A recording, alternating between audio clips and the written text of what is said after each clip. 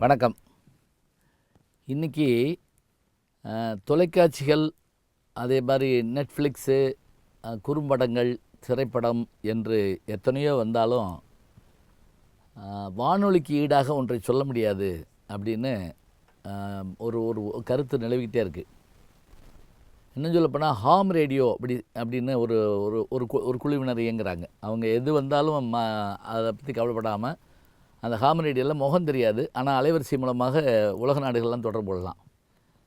மதுரையில் முதல் உலகப் போர் தொடங்கிருச்சுங்கிற விஷயத்தையே இங்கே இருக்கக்கூடிய செயின்ட் மேரிஸ் பள்ளியினுடைய பாதிரியாராக இருந்த ஒருவர் ஹாம் ரேடியோ மூலம்தான் முதல்ல அறிவிக்கிறார் அப்படிங்கிறாங்க. அது ஒரு அபூர்வமான செய்தி. அது சரி, இந்த ஹாம் ரேடியோ மாதிரி இதற்கு முன்னாடி இருந்தது என்ன அப்படின்னா, அதற்கு முன்பாக மின்காந்த அலைகளை மூலமாக ஒலியை அனுப்ப முடியுமா அப்படின்னு ஒரு கேள்வி எழுந்தது. இதுக்கு பலர் முயன்றார்கள். மைக்கேல் ஃபாரடே போன்றவர்களும், மோர்ஸ் என்கின்ற இந்த கம்பியில்லா தந்தியை உருவாக்கிய அவரும் இந்த முயற்சியில் ஈடுபட்டிருந்தாங்க. ஹெட்ஸ் என்பவர் இதே மாதிரியான ஒரு பெரும் முயற்சியில் ஈடுபட்டிருந்தார். இந்த நேரத்தில் தான் 1874 இத்தாலியில் ஒரு பெரிய செல்வ குடும்பத்தில் பிறந்தவர் தான் மார்கோனி. வழக்கமாக கண்டுபிடிப்பாளர்கள்லாம் சொல்கிற போது அவங்க ஏழை குடும்பத்தில் பிறந்தாங்க, வறுமையே அவர்களுக்கு துணையாக இருந்ததுன்னு நம்ம படிச்சுட்டே வருவோம். ஆனால் அதை மாற்றி அமைத்த பெருமை உலகத்தில் ஒரு 3-4 பேருக்கு உண்டு. உதாரணமாக சார்லஸ் டார்வின், அவருடைய அப்பா இங்கிலாந்திலே பெரிய கோடீஸ்வரர். ரவீந்திரநாத் தாகூர் பெரிய ராஜவம்சத்தை சேர்ந்தது போன்ற பெரிய கோடீஸ்வரர். கவிஞராக இருந்தும் பெரிய செல்வந்தராக இருந்தவர்.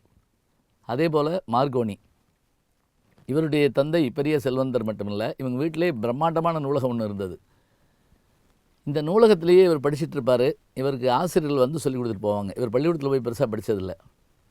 ஆனால் இயற்பியலில் மிகுந்த ஈடுபாடு உண்டு.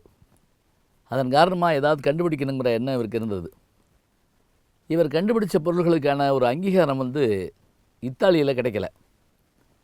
அப்போது இத்தாலியை ஆண்டு கொண்டிருந்தவர் யாருன்னு கேட்டால் முசோலினியினுடைய கையில் இருந்தது.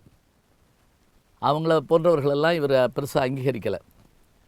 அதனால் என்ன பண்ணார், லண்டனுக்கு வந்துட்டார். லண்டனில் செம்ஸ்போர்டு என்ற பகுதி, இப்போ நான் சமீபத்தில் லண்டன் போயிருந்தபோது அங்கே இருக்கிற தமிழ் சங்கத்தில் பேசுகிற வாய்ப்பு எனக்கு கிடச்சிது. அப்போ நான் அந்த அந்த அந்த அரங்கமே மார்கோனி அரங்கம்னு வச்சுருந்தாங்க. அங்கே தான் அவர் முதல்ல தொழிற்சாலையை உருவாக்குறார்.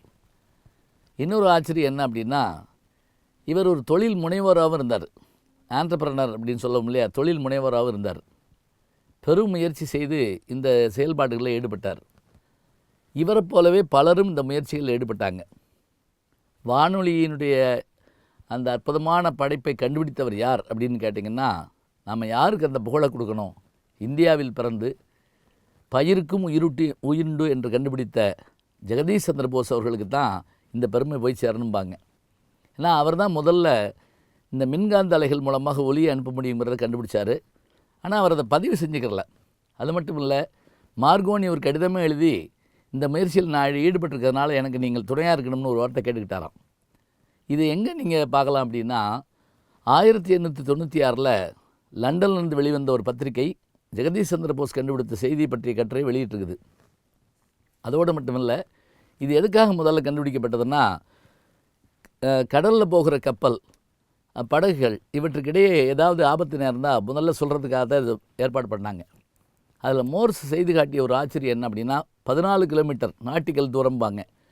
அவ்வளோ தூரத்தில் போன கப்பலில் நீங்கள் தயாரா, ஆர் யூ ரெடி அப்படிங்கிற வார்த்தையை தான் முதல்ல இவர் இங்கேருந்து அந்த இதில் சொல்கிறாரு. அது உடனே கேட்குது, எல்லோரும் ஆச்சரியப்படுறாங்க.